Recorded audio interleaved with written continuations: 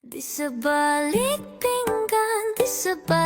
pinggan ada BKKM. Di sebalik pinggan keselamatan makanan, tanggung jawab bersama. Assalamualaikum warahmatullahi wabarakatuh dan salam sejahtera. Saya Izdiani binti Rusli, Pegawai Teknologi Makanan daripada Bahagian Keselamatan dan Kualiti Makanan. Selamat sejahtera, saya Yumikian, Pegawai Teknologi Makanan dari Pejabat Kesihatan Daerah Alokaja. Ini adalah podcast yang pertama di sebalik pinggan BKKM pada tahun 2026. Sedar tak sedar kita dah masuk bulan Februari. Dalam bulan Februari ni kita ada perayaan yang agak besar bagi kaum Cina lah, iaitu Tahun Baru Cina. Dan untuk kaum Melayu, kita akan menyambut Ramadan Al-Mubarak. Jadi pada bulan Mac pula kita akan menyambut Hari Raya Aidilfitri. Jadi biasanya pada musim perayaan ni kan Puan Yun, kita akan sibuk di dapur. Para ibu lah especially. Betul. Okay, jadi macam mana, apakah senjata yang paling ampuh untuk kita pastikan makanan yang disediakan di dapur untuk keluarga adalah selamat? Okey, senjata paling ampuh adalah pada tangan kita sendiri. Paling asasnya kita kena jaga kebersihan diri. Tangan kita sebenarnya sangat kotor. Kita pegang sini, pegang sana. Tangan kita pegang telefon, tangan kita juga mengelap peluk, tangan kita juga menyentuh kita punya tong sampah. Dan terusnya menyentuh kita punya bahan mentah. Itu boleh menyebabkan pencemaran silang. Bakteria boleh mencemarkan makanan ataupun bahan mentah yang kita belum masak itu. Jadi kita kena amalkan 7 langkah mencuci tangan dengan betul. Menggunakan sabun, lepas tu menggunakan sumber air yang bersih. Ingat ya, tangan yang bersih adalah penting utama untuk kita menghalang bakteria masuk ke dalam makanan kita. Ya, betul. So, jangan lupa cuci tangan, ikut 7 langkah cuci tangan yang betul. Kalau kita masak untuk perayaan ni, kita masak dalam kuantiti yang banyak. Menu pun banyak. Okey, so kita akan menggunakan mungkin papan pemotong yang sama kat dapur. Okey, jadi apa risiko sebenarnya kalau kita gunakan tindakan kita tu lah? Ini yang kita panggil pencemaran silang. Contohnya, kita memotong kita punya daging merah. Kita menggunakan papan pemotong yang sama untuk memotong daging merah. Dan semasa itu, kita pun menggunakan papan pemotong yang sama pula untuk memotong kita punya timun ataupun cili padi yang sedia dimakan. Itu akan kita panggil pencemaran silang. Jadi, elakkan menggunakan papan pemotong yang sama. Kita akan menggunakan papan pemotong yang berbagai warna untuk membezakan papan pemotong yang kita nak guna. Contohnya, kita boleh menggunakan papan pemotong warna merah untuk potong kita punya bahan mentah, daging ataupun ayam. Ataupun kita boleh gunakan papan pemotong hijau untuk potong kita punya sayur-sayuran. Papan pemotong putih untuk buah-buahan juga. So, itu boleh mengurangkan pencemaran silang. Jadi, kita boleh asingkan peralatan dan selalu kena ingat kita kena pasulkan peralatan tersebut selepas digunakan dan keringkan.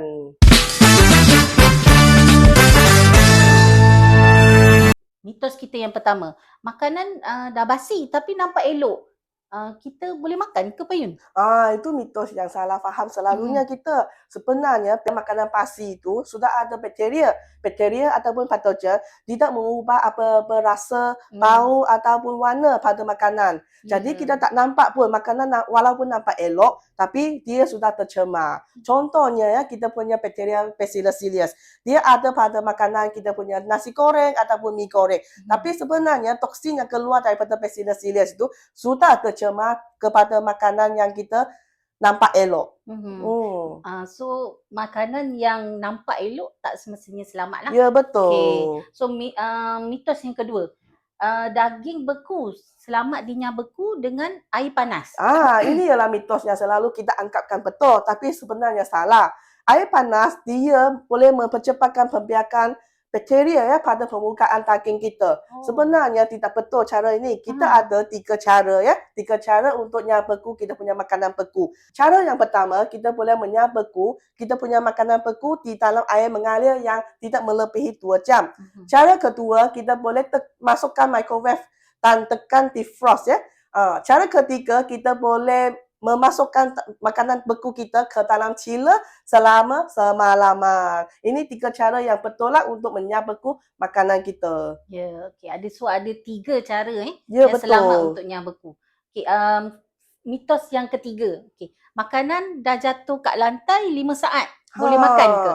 Itu yang soalan selalu ibu bapa tanya kita ni ya. Hmm. Biasanya kita sebagai ibu bapa, kita nampak anak-anak kita jatuhnya ayam goreng seketul di atas lantai. Rasanya macam selamat, tapi sebenarnya tidak betul. Ini mitos yang tidak betul ni.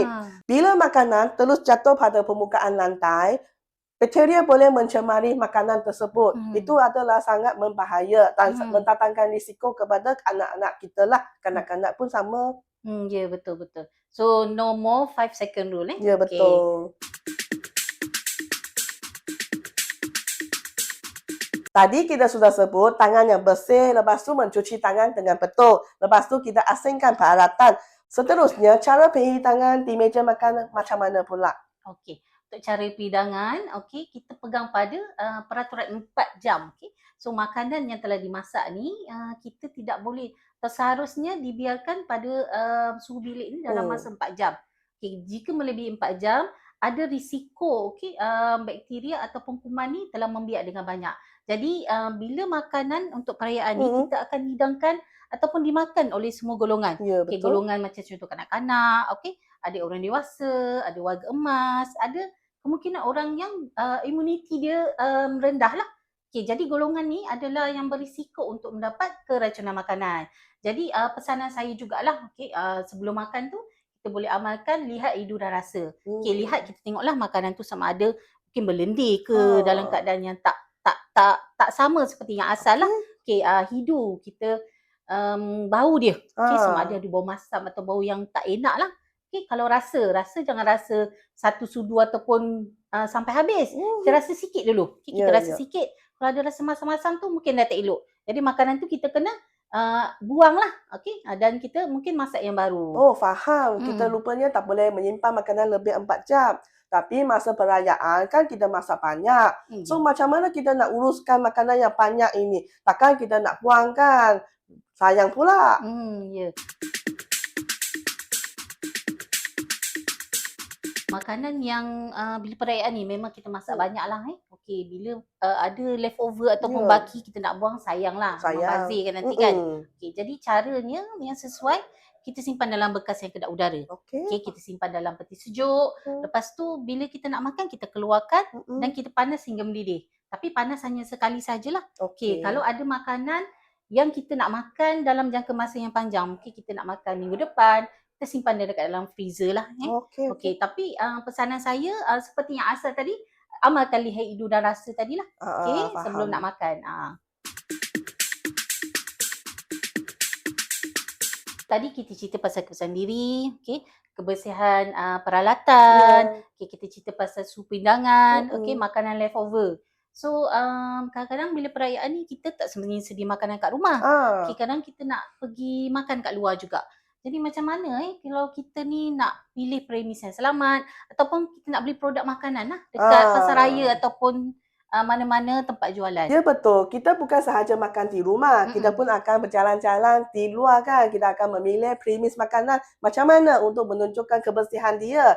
Jadi kita sini KKM ada memberikan pengiktirafan sedia best untuk restoran, untuk kedai makan ataupun hotel. Yang mana-mana tuan-puan dekat luar ada jumpa logo best, BESS, bersih dan selamat. Tuan-puan memang selamat pergi menjamui selera di restoran tersebut sebab premis yang bersih, mereka menyediakan makanan yang selamat. Selain itu, bila kita nak memberi sesuatu produk makanan kan, kita mestilah memilih logo yang ada mesti. MESTI, yang ada logo mesti, maksudnya dia diiktiraf oleh KKM. Kita akan masuk kepada premis makanan itu, membuat pemantauan dan menyimak mereka punya proses lah. So memang ada pengiktirafan, mesti dia selamat lah. Selamat dibeli. Selain itu, masa perayaan kita pun akan ada open house ataupun menjemput ramai orang datang ke rumah kita kan. Jadi kita boleh memilih caterer ataupun pembekal makanan yang mempunyai sedia Trust My Catering, TMC. Yang itu memang kita punya sudah membuat pemantauan premis bersih, penyediaan yang selamat. Jadi pastikan masa kita dekat luar, kita memilih restoran, kedai makan yang mempunyai logo BESS, BESS, dan juga bila kita nak membeli bahan ataupun produk makanan, kita pilih mesti, logo mesti. Dan juga bila kita nak menjemput tetamu yang banyak ataupun kita nak buat open house, kita boleh memilih Trust My Catering. Supaya kita punya makanan semua selamat dijamu. Ya. So nanti raya Chinese New Year Puan Yun buat open house boleh jemput. Ya, mesti. Saya akan jemput semua untuk datang ke rumah. Okey, bagus. Kita sama-sama raya nanti. Ya, baik. Okey.